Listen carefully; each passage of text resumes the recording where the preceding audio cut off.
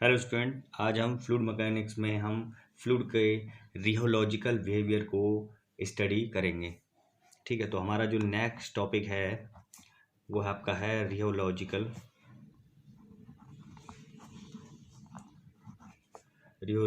Behaviour of fluid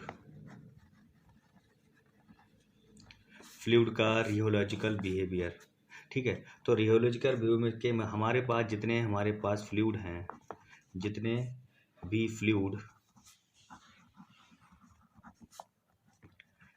fluid हमारे surrounding में हैं,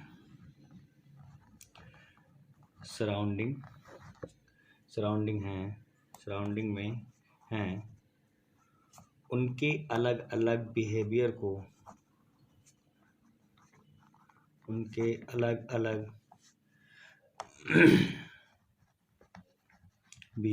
को स्टडी करते हैं।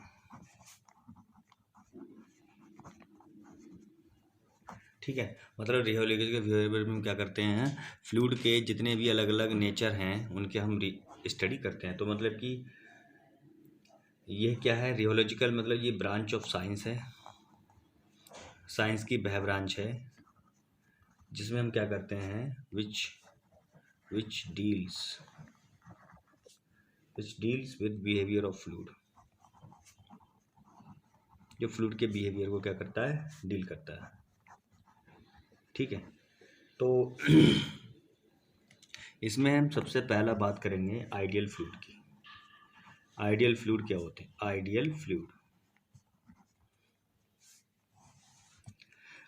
फ्लूइड, ठीक है। आइडियल फ्लूइड में मतलब क्या है, इनका जो रियलिटी है, ठीक है, उसमें भी एग्जिस्टेंस नहीं करते हैं। ठीक है, तो सबसे पहले तो आप ये जान लीजिए कि जो आइडियल गैस है वह आपकी आइडियल फ्लूइड नहीं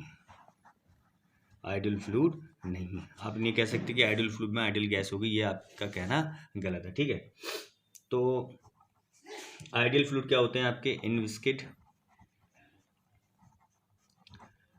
और नॉन विस्कस या नो विस्कोसिटी। ठीक है, इनमें क्या है, विस्कोसिटी नहीं होती है। और ये क्या होते हैं आपके, इनकम्प्रेसिबल होते हैं।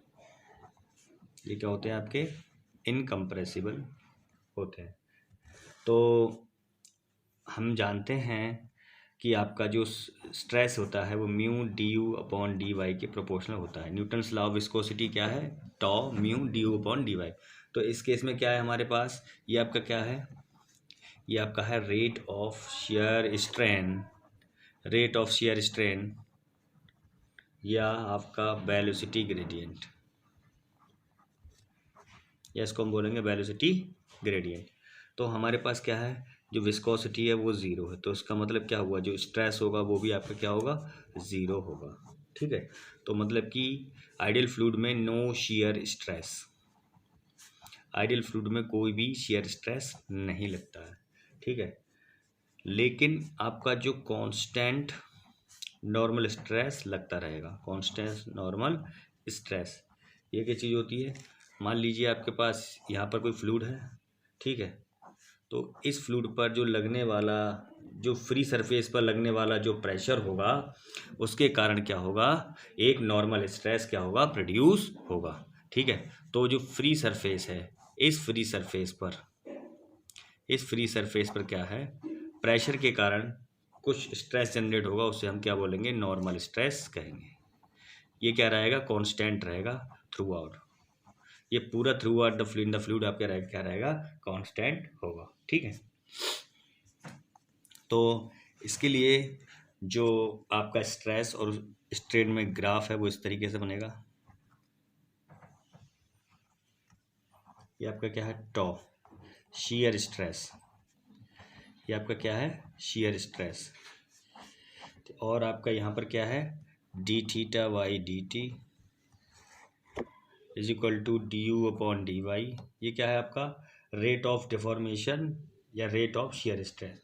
तो अब इसमें क्या है, हमारे पास जो स्ट्रेस की वैल्यू है वो ज़ीरो है, मतलब स्ट्रेस कहाँ पर ज़ीरो होगा, स्ट्रेस इस वाली एक्सिस पर क्या होगा, ज़ीरो होगा। मतलब ये कौन सी एक्सिस होगी, आइडियल फ्लूइड की एक्सिस होगी।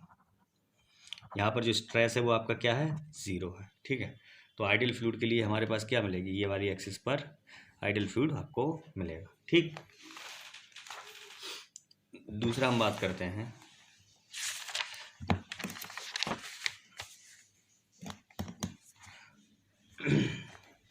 दूसरा हमारे पास है Newtonian fluid. Newtonian fluid, Newtonian fluid मतलब क्या है, ऐसे फ्लूइड जो न्यूटन लॉ ऑफ विस्कोसिटी को फॉलो करते हैं, विस्कोसिटी को फॉलो करते हैं। ठीक है, तो न्यूटन्स लॉ ऑफ विस्कोसिटी क्या है, tau is equal to mu d u over d y.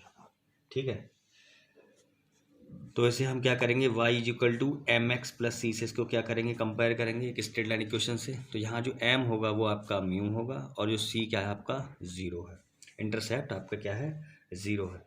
तो अब इस केस में अगर हम स्ट्रेस और स्ट्रेन में कर्व बनाएंगे, यहाँ पे क्या है आपका d theta y d t और d u upon d y, तो आपको एक स्ट्रेट लाइन मिलेगी, 45 डिग्री की स्ट्रेट लाइन मिलेगी जिसका जो स्लोप होगा m is equal to mu के बराबर होगा। ठीक है, तो न्यूटोनियन फ्लूइड में जो ग्राफ बनेगा वो इस तरीके से बनेगा, एक लीनियर लाइन आएगी जिसमें स्लोप आपका u के बराबर, सॉरी म्यू के बराबर, डायनेमिक विस्कोसिटी के बराबर आपका स्लोप होगा। ठीक है, अब हम बात करते हैं third,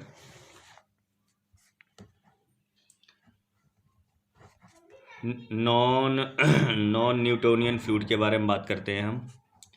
non Newtonian fluid, non Newtonian fluid, non Newtonian fluid, non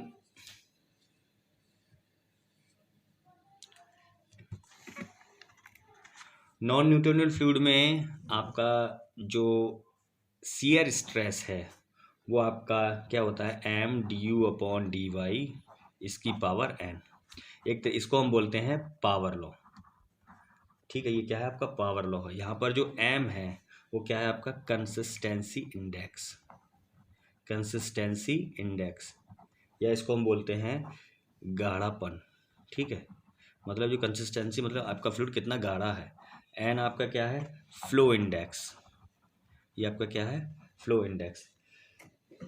ठीक है, तो आपका ये क्या है, फ्लो इंडेक्स होता है, मतलब आपका फ्लूइड कितना गाढ़ा है ये आपका m की वैल्यू पर डिपेंड करता है। ठीक है,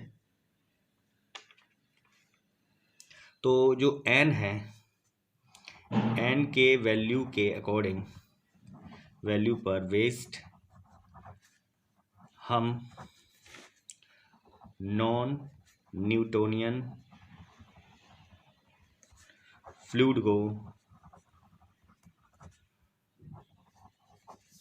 दो कैटेगरी में डिवाइड करते हैं।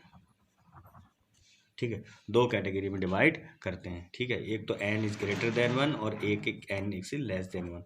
ठीक है, तो n ग्रेटर देन किसके लिए होगा, n लेस देन किसके लिए होगा, ये हम करेंगे नेक्स्ट लेक्चर में इसके बारे में डिस्कस। आज के लिए इतना ही काफ़ी है। ठीक है, तो जो n की वैल्यू के अकॉर्डिंग है वो हम फ्लूइड जो कौन कौन से इसमें इन्वॉल्व होंगे उसको हम नेक्स्ट लेक्चर में डिटेल में डिस्कस करेंगे। ठीक है, अगर इसमें कोई दिक्कत है तो आप हमें कमेंट सेक्शन में लिखकर बता सकते हैं। Thank you class.